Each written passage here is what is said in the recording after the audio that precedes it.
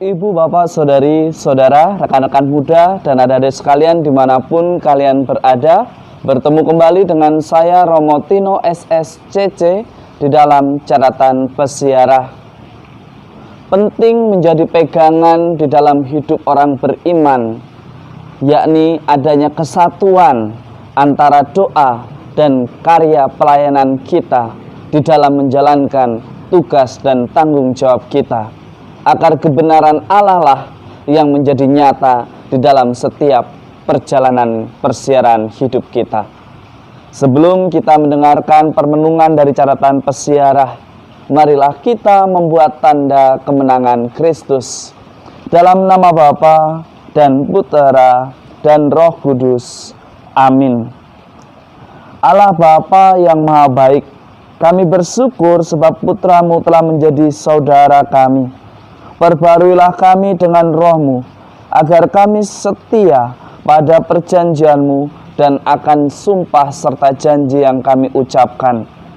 Bantulah kami agar kami tetap mampu untuk menjadi terang bagi sesama kami dan bukan justru sebaliknya.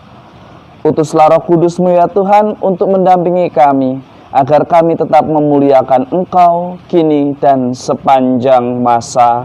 Amin. Ibu, bapak, saudari, saudara, rekan-rekan muda, dan adik-adik sekalian yang terkasih di dalam Yesus Kristus, Thomas Aquinas di dalam spiritualitasnya mengatakan bahwa jati diri seorang manusia ialah memuji, memuliakan, dan mengagungkan Tuhan di dalam karya dan aktivitasnya. Dari sini jelas kita diajak untuk membangun adanya kesatuan di dalam karya, aktivitas, dan hidup doa kita. Kita mendengarkan dalam surat kepada orang Ibrani, di mana Yesus harus menjadi sama dengan saudara-saudaranya, yakni kita manusia, dengan tujuan agar Yesus menjadi imam besar yang menaruh belas kasih dan yang setia kepada Allah untuk mendamaikan dosa seluruh bangsa. Dengan Yesus menjadi sama dengan kita manusia, Ia telah membebaskan kita dari belenggu dosa. Ia menyelamatkan Anda, saya, kita semua. Lalu bagaimana kita sekarang yang sudah diselamatkan dari belenggu dosa, yang sudah disucikan dengan menerima sakramen baptis? Apakah kita hanya sekedar bangga telah diangkat menjadi anak-anak Allah? Di dalam pelayanan yang tidak melupakan hidup doa, ia akan selalu ingat di dalam persatuan apa yang baik di mata Tuhan, apa yang benar di mata Tuhan, bukan apa yang baik dan benar menurut logika dan pikiran kita manusia. Kita mendengarkan pada hari ini di dalam Injil Markus, bagaimana Ia menyembuhkan banyak orang yang menderita bermacam-macam penyakit. Ia memiliki begitu besar cinta Allah, sehingga siapa saja yang Ia tolong, yang Ia sembuhkan, jika memiliki iman, maka menjadi sembuh. Pertanyaannya, apakah kita memiliki kehidupan yang seimbang antara doa dan karya aktivitas kita? Apakah pelayanan kita, kegiatan kita membuat sesama kita yang kita layani semakin memuliakan Tuhan, atau hanya berhenti memuji kita, atau bahkan tergantung pada kita?